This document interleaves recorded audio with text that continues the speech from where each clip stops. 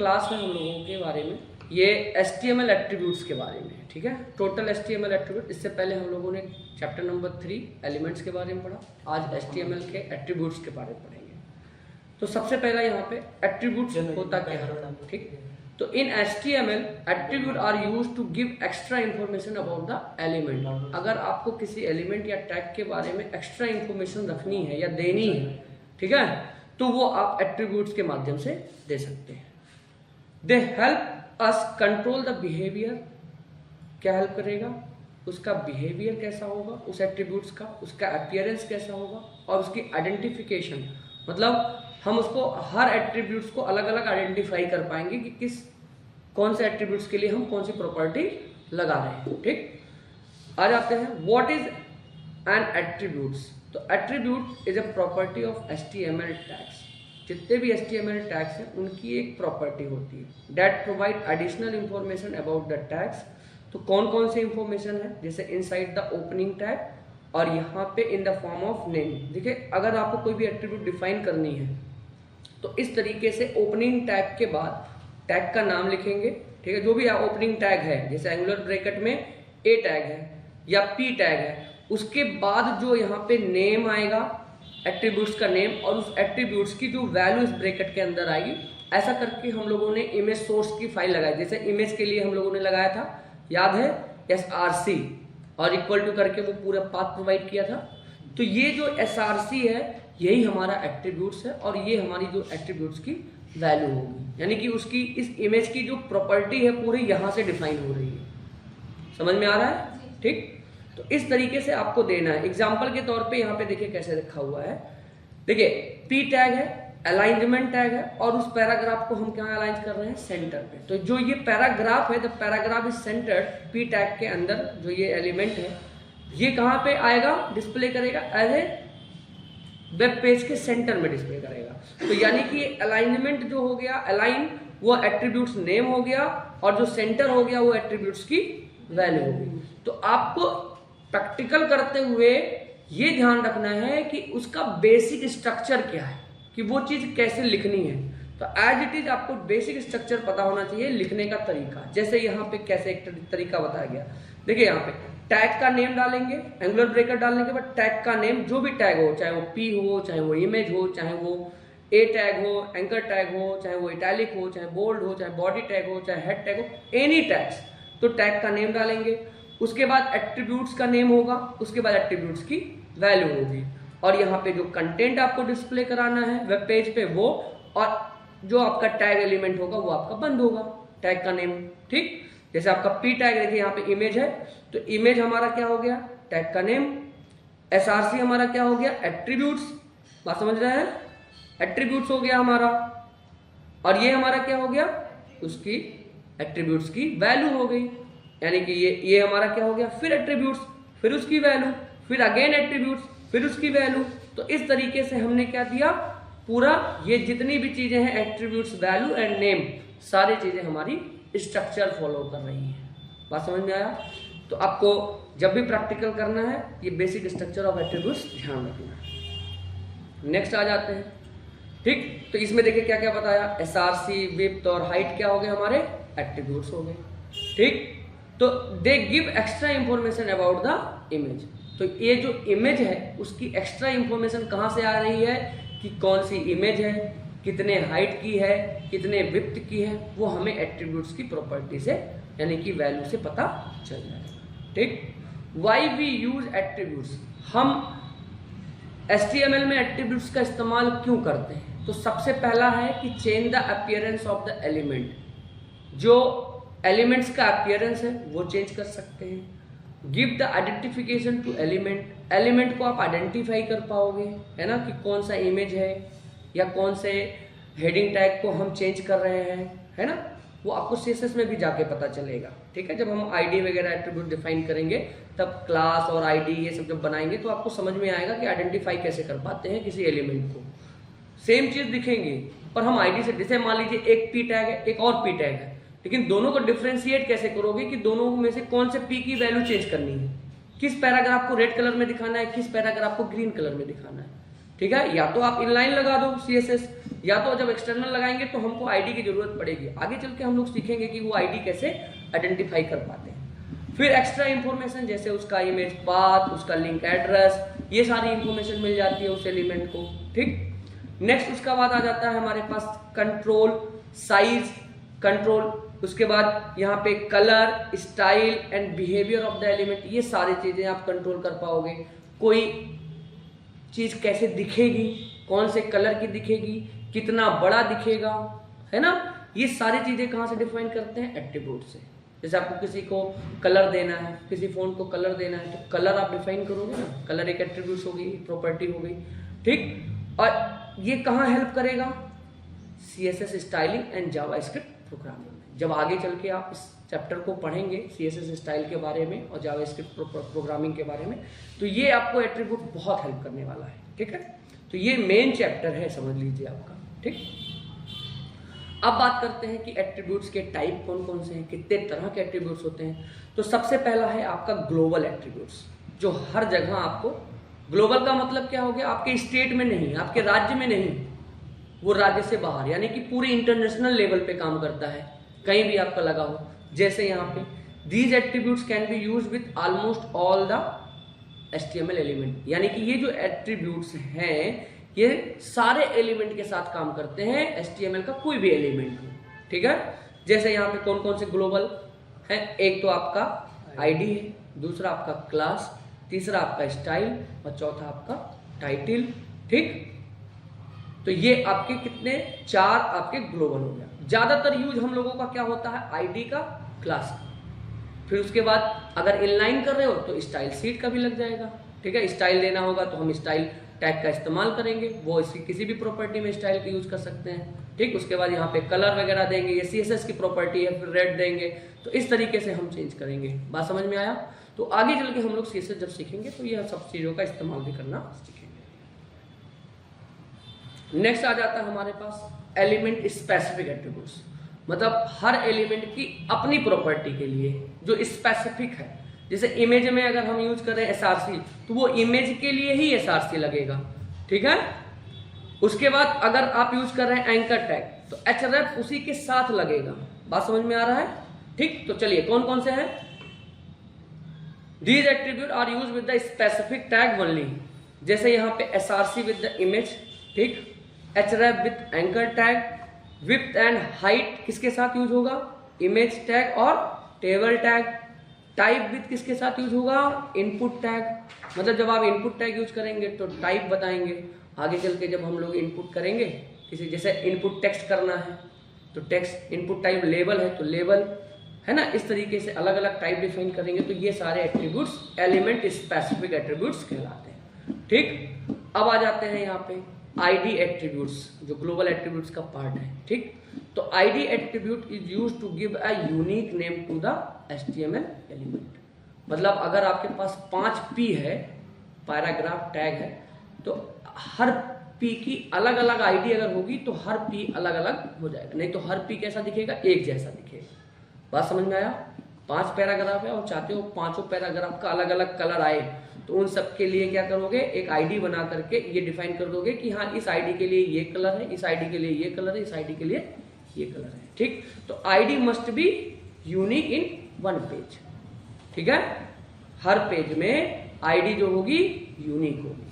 किसके लिए यूज होता है ID का, for the CSS, for the JavaScript and link to specific part of the page, किसी पेज की किसी स्पेसिफिक पार्ट्स की लिंक के लिए आप ID का इस्तेमाल कर सकते हो। फॉर एग्जांपल यहाँ पे जैसे है, देखिएगा, जैसे यहाँ पे पैराग्राफ है, ID मैंने दिया क्या, इंट्रो, ये कुछ भी दे सकते हो आप, 1 2 3 दे सकते हो, 1 2 3 4 दे सकते हो, जो मर्जी कहें, ठीक है।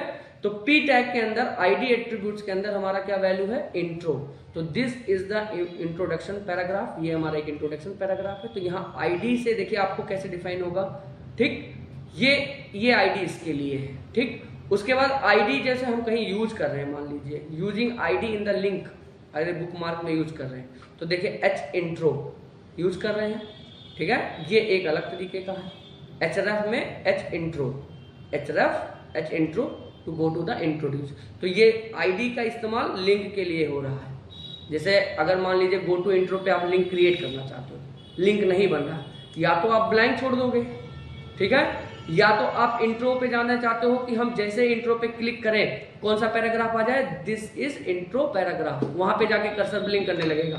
तो ये कहां जाएगा, इस वाले जहां पे ये लाइन लिखी होगी ना वहां पे कर्सर जाएगा। जैसे नीचे क्लिक करते हो, मैंने आपको दिखाया था कि एंकर पे क्लिक करते हो तो www.google.com खुल जाता था, इससे प्रीवियस वाले क्लास में आपको प्रैक्टिकल सिखाया था। तो आप जैसे इस पे क्लिक करोगे तो कर्सर कहां जाएगा, ये वाले इस बुक मार्क पे आएगा। समझ में आया? गो टू इंट्रो पे जैसे क्लिक करोगे तो दिस इज इंट्रोडक्शन पैराग्राफ पे जाकर के कर्सर रुकेगा। बात समझ में आ रही है? ये आईडी से डिफाइन हो रहा है कि ये कहां जाएगा, ये कहां जाएगा, इस इंट्रो। अगर यहां पे लिखा होता, क्या लिखा होता, आईडी के बाद अगर हमने लिखा होता 1 2 3, तो आईडी को डिफाइन करना है तो ऐसे लगेगा कि कौन सी आईडी, हैशटैग 1 2 3। तो कहां डिफाइन होगा ये, इसके अंदर। बात समझ में आया? अगर यही क्लास होता तो डॉट लगता। समझ में आया? आगे चल के हम लोग सीखेंगे। जैसे अगर हम किसी को क्लास बना देते हैं, जैसे क्लास आईडीएन क्लास है ना, क्लास मैंने बना दिया मान लीजिए क्लास 1 ये, तो अब यहां हम क्या लिखते हैं, डॉट क्लास 1। तो जैसे क्लिक करते हैं यहां पे, ये कहां जाता, क्लास 1 पे जाता। बात समझ में आया था? एकदम बिल्कुल समझ में आ रहा है ना सबको? चलो नेक्स्ट देखिए, यहां पे फिर आ जाते हैं। अभी हमने जैसे बात किया क्लास एट्रीब्यूट्स का, आईडी तो समझ में आ गया। आईडी के लिए क्या लगाएंगे, हैशटैग। क्लास के लिए क्या यूज करेंगे, डॉट। अभी चल के देखेंगे। तो class attribute is used to give a common name to multiple element. Multiple element को एक कॉमन नेम देना है। जैसे मान लीजिए 5 पैराग्राफ है, आप पांचों का कलर एक जैसा रखना चाहते हो, तो पांचों का क्लास एक बना दीजिए। तो जितने का क्लास रहेगा, मान लीजिए क्लास नोट, क्लास नोट, तो नोट एक जगह चेंज करेंगे तो सब पे चेंज हो जाएगा। बात समझ में आया? ठीक, तो इसके लिए बना, किसी को यूनिक दिखाना है तो आईडी बनाना है कि हर चीज के लिए अलग, और किसी को एक जैसा बनाना है, 10 कंप्यूटर है, 10 को एक जैसा आप थीम देना है तो सबके लिए क्लास बनाओगे। ठीक है, सबको अलग अलग देना है तो क्या बनाना है, हैशटैग आईडी, आईडी बनानी। सबको एक जैसा मतलब मल्टीपल एलिमेंट्स पे एक जैसा कॉमन नेम देना है तो वो आपको क्या बनाना है, क्लास। ठीक है, तो same class name can be used for many element. ठीक है, mainly use in CSS style, multiple element together. अगर एक जैसा स्टाइलिंग देना है तब के लिए। देखिए यहाँ पे एग्जांपल देखिए, जैसे देखिए यहाँ पे क्या क्या दे रखा है, पी पैराग्राफ, इसका भी क्लास नोट है, इसका भी क्लास नोट है। ठीक है, तो this is the first note, this is the second note, both paragraph belong to the class note. अब मैं अगर कहीं भी नोट को यूज करूंगा, ठीक है, इसको नोट को हम यूज करेंगे और इसकी कोई भी प्रॉपर्टी मैं बनाता हूं, ठीक है, तो ये सारी प्रॉपर्टी जो हम इस नोट के अंदर लिखे रहेंगे वो सब किस पे अप्लाई हो जाएगा, इस वाले पे अप्लाई हो जाएगा। वो सीएसएस में सीखोगे कैसे होता है। ठीक है, जब तक आप एग्जाम्पल नहीं कर लोगे तब तक आपको एकदम बिल्कुल समझ में नहीं आने वाला है। तो मैं जब प्रैक्टिकल कराऊंगा तो आपको समझ में आ जाएगा। अभी थ्योरी के कॉन्सेप्ट पे क्लियर हो रहे हैं सब लोग? बात समझ में आ रही है कि आईडी का इस्तेमाल कैसे करना है, क्लास का इस्तेमाल कैसे करना है, सिंपली। ठीक है, देखिए अब यहाँ डिफ्रेंसिएशन है कि आईडी क्या है, क्लास क्या है। तो आईडी क्या है, use for one unique element. हर चीज को यूनिक दिखाने के लिए आप क्या करोगे, ID. Use for many element, हर किसी को एक जैसा दिखाने के लिए क्या यूज करोगे, क्लास। मस्ट भी यूनिक होता है, ये हमेशा यूनिक होता है। कैन बी रिपीटेड, ये सबके लिए रिपीट करता है। अगर इसको लिखना होगा तो कैसे लिखना होगा, सीएसएस में हैशटैग आईडी का नेम। ठीक है, जो भी आईडी है।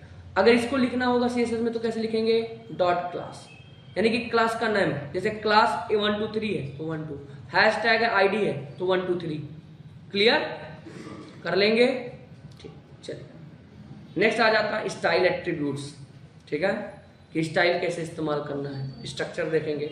The style attribute use to apply CSS style directly to the HTML element. अगर आपको किसी पार्टिकुलर एचटीएमएल टैग्स पे, एचटीएमएल एलिमेंट्स पे, सिंगल एलिमेंट्स पे कोई इनलाइन सीएसएस लगाना है, मतलब इंटरनली लगाना है, केवल उसी के लिए स्पेसिफिक हो, तब आप हमेशा क्या यूज करोगे, स्टाइल एट्रीब्यूट्स का इस्तेमाल करोगे। जैसे मेरे पास एक पैराग्राफ है और उस पैराग्राफ का कलर मुझे रेड रखना है, फॉन्ट साइज 20 रखनी है, ठीक है। तो आपको देखो एक स्टाइल यूज किया और स्टाइल के अंदर देखिए यहाँ पे डबल कोट्स के अंदर देखो ये सारे डबल कोट्स के, लेकिन स्टाइल में देखो एक property colour colon red semi colon बंद, मतलब जब भी आपको कोई प्रॉपर्टी लिखनी है तो कलर ऐसे करके कॉलन रेड और ये सेमी कॉलन, इस तरीके से आपका बंद होना चाहिए। और ये प्रॉपर्टी है स्टाइल की एक प्रॉपर्टी। और यहाँ पे करो, अभी अगर मल्टीपल, अगर एक ही होता तो इसको डबल कोट से बंद कर देते, लेकिन अगर मल्टीपल यूज कर रहे हैं, जैसे आप फॉन्ट यूज कर रहे हैं, तो देखिए यहाँ पे फॉन्ट साइज कॉलन 20 पिक्सल मतलब 20 पिक्सल्स, तो this is the red text. ये हमारा कंटेंट कैसा दिखाई देगा, इस तरीके से दिखाई देगा। क्लियर? देखना चाहें तो प्रैक्टिकल भी करा सकता हूं, ठीक है। तो चेंज यहाँ पे देखिए क्या क्या चेंज कर सकते हैं, change the text colour, change the background colour, change font size, change alignment, add border, ये सारी चीजें आप कर सकते हैं। फॉर एग्जाम्पल अगर यहाँ पे आपको करना है तो मैं एक प्रैक्टिकल करके दिखा दूंगा आपको। एक मैंने यहाँ पे बनाया था ना प्रैक्टिकल,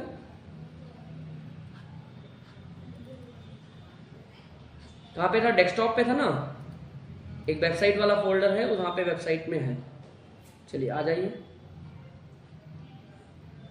यहाँ पे अपना होम पेज है, इसको आप राइट क्लिक करिए, सिंपल एक एलिमेंट पे मैं आपको स्टाइलिंग दिखा रहा हूं। नोटपैड खोल लीजिए आप, चलिए अब जैसे मान लीजिए आपको स्टाइल लगाना है, कोई पैराग्राफ यहाँ पे लिख लीजिए, पैराग्राफ है ऑलरेडी मेरे पास यहाँ, ठीक है। अब मुझे यहाँ पे स्टाइल टैग यूज करना है, स्टाइल इक्वल टू, ठीक है, इस तरीके से कलर, और हमने क्या कर दिया, रेड कलर, ठीक, बंद कर दिया। फॉन्ट साइज जो देना है, फॉन्ट क्या प्रॉपर्टी थी, फॉन्ट साइज का प्रॉपर्टी देख लीजिए कितना पिक्सल था,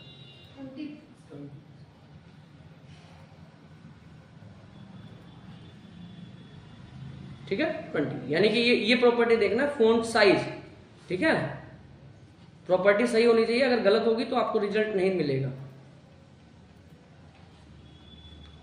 फॉन्ट साइज 20,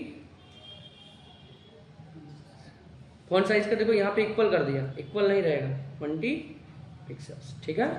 डबल कोट्स बंद कर। अब ये जो टेक्स्ट लिखा हुआ है ये सारा का सारा आपका क्या हो जाएगा, जो ये पैराग्राफ के अंदर आएगा वो सबका रेड कलर और 20 पिक्सल्स की उसकी साइज हो जाएगी। तो इसको हम चला करके देख लेते हैं एक बार, राइट क्लिक, इसको ओपन विथ क्रोम करिए, ठीक है, आया, रेड कलर का हो गया, ठीक। इसमें चेंजेस करना है तो आप चेंज भी कर सकते हैं, और बड़ा करना है तो आप बस सीधे अपने उसमें आ जाइए, नोटपैड फाइल में आइए, यहाँ पे आप जितना बढ़ाना चाहें, जैसे मान लीजिए मुझे 100 पिक्सल करना है, आप 100 पिक्सल कर लीजिए। अब देखिए आपका जो प्रॉपर्टी होगा वो चेंज हो जाएगा, देखिए हो गया, ठीक। तो इस तरीके से आप स्टाइलिंग बोलते हैं, इंटरनल स्टाइलिंग, ठीक है। जिसकी भी प्रॉपर्टी आप चेंज करना है वो आप चेंज कर सकते हैं। क्लियर हो गया टॉपिक। स्टाइल करता क्या है, ठीक है, what we can do with style, हम स्टाइल के साथ क्या क्या कर सकते हैं ये आप देख लिए। जैसे हम स्टाइल के साथ कलर चेंज कर सकते हैं, बैकग्राउंड चेंज कर सकते हैं, फोन की साइज चेंज कर सकते हैं, अलाइनमेंट चेंज कर सकते हैं, मतलब लेफ्ट टू राइट चेंज कर सकते हैं, बॉर्डर ऐड कर सकते हैं, तो ये सारे काम हम कर सकते हैं, ठीक। बात समझ में आ रहा, चलिए थोड़ा सा और है, इसको भी देख लीजिए आप। फिर टाइटल एट्रीब्यूट्स आ जाता है, ठीक है। तो title attributes is used to show the extra information about an element when we move the mouse over it, ठीक। क्या करेगा, जब हम माउस उस पर ले जाएंगे तो वो टिप्स हमको देगा, ठीक है। जैसे अल्ट टेक्स्ट होता है, ठीक, एक स्मॉल मैसेज देगा। तो जैसे यहाँ पे देखिए P title is equal to this is a tool tip message, mouse move here, ठीक। तो अगर आपको ये पूरा कंटेंट, ठीक है, ये पूरा आपको यहाँ पे यूज करना है तो आप अपने इस टैग के अंदर इस्तेमाल कर सकते हैं टाइटल का, ठीक है। कोई भी पैराग्राफ, जैसे मान लीजिए यहाँ पे मैंने यूज किया, हटा दिया ये, ठीक। मेरी प्रॉपर्टी क्या है, टाइटल की, टाइटल यूज करना है। टाइटल, हम टाइटल में कुछ भी दे सकते हैं, ध्यान दीजिएगा। देखिए मैंने कहा टाइटल, ठीक, और इसमें मैंने दे दिया XYZ, ठीक। अब आके आप इसको देखेंगे तो आपको समझ में आएगा, ठीक। ये देखिए आ रहा है ना XYZ, टूल टिप्स आया, बात समझ में आ रहा है। देखिए यहाँ जैसे भी मैं कर्सर लेके जा रहा हूँ तो इस पॉइंट्स पे आप देखेंगे XYZ लिख के आ रहा है, मतलब कर्सर आप मूव करेंगे वो आपको एक छोटा सा मैसेज देता है। जो भी चीज, जैसे आप कभी लेके जाते हो बटन पे तो बोलेगा सबमिट योर फॉर्म, ठीक है। तो इस तरीके से अल्ट टेक्स्ट या हम टाइटल दे करके उसको चेंज कर सकते हैं। क्लियर हुआ? फिर उसके बाद हमारा अलाइनमेंट आ जाता है, अलाइन एट्रीब्यूट्स। तो अलाइन एट्रीब्यूट्स का काम क्या होता है कि अपने टेक्स्ट को लेफ्ट राइट मूव करा सकते हैं, सेंटर में, लेफ्ट में, राइट में, कहीं भी मूव करा सकते हैं। देखिए align left, align centre, align right, ठीक है। बात समझ में आया? फिर आपको पता चलता है कि आपका विड्थ और हाइट इमेज के साथ मैंने खेला था, तो आप अपने इमेज को जितनी भी हाइट, मतलब आप किसी भी इमेज की साइज या जो भी है वो आप चेंज कर सकते हैं, मतलब टेबल की हाइट, इमेज की हाइट, साइज, जो कुछ भी है वो चेंज कर सकते हैं। विड्थ एंड हाइट प्रॉपर्टी है, हम उसका इस्तेमाल कर सकते हैं। तो ये क्या करेगा, इमेज की साइज कंट्रोल कर सकता है, टेबल की साइज कंट्रोल कर सकता है, और जो भी पेज लेआउट है उसकी आप हेल्प ले सकते हैं। फिर हमारे पास बीजी कलर एट्रीब्यूट्स है, ये कल देखेंगे हम लोग, बैकग्राउंड चेंज करना भी प्रॉपर्टी, मतलब हम जब प्रैक्टिकल करेंगे तो पूरा देखेंगे, अभी खत्म नहीं हुआ है, अभी इसको देखते हैं। बीजी कलर, बीजी कलर का काम क्या होगा, कलर, बैकग्राउंड का कलर चेंज करना, ठीक है। जैसे लाइट ब्लू, येलो करना, ये सब CSS की प्रॉपर्टी है, छोटे छोटे प्रॉपर्टी है। Multi attributes, multiple attributes in one tag, अगर आप चाहें तो एक ही एट्रीब्यूट्स के अंदर मल्टीपल एट्रीब्यूट्स का इस्तेमाल कर सकते हैं। जैसे देखिए यहाँ पे SRC के अंदर फोटो एक अलग है, विड्थ अलग एट्रीब्यूट्स है, हाइट अलग है, टाइटल अलग है, तो ये सारे चीजें आप इस्तेमाल कर सकते हैं, ठीक। तो ये प्रैक्टिकल आपको यहाँ पे डिस्प्ले हो रहा है, ठीक है। आप इसको पूरा प्रैक्टिकल जब आप अपने पेजेस में कर लेंगे, ठीक है, तो आपको ये सारे एट्रीब्यूट्स का इस्तेमाल करना आ जाएगा। तो ये प्रैक्टिकल आप ध्यान से देख लीजिए, आप इसको कल आकर के जरूर अपना प्रैक्टिकल कंप्लीट कर लीजिएगा ये सारे, ठीक है। तो आज के लिए क्लास यही रहते हैं, कल नेक्स्ट चैप्टर देखेंगे, ठीक है।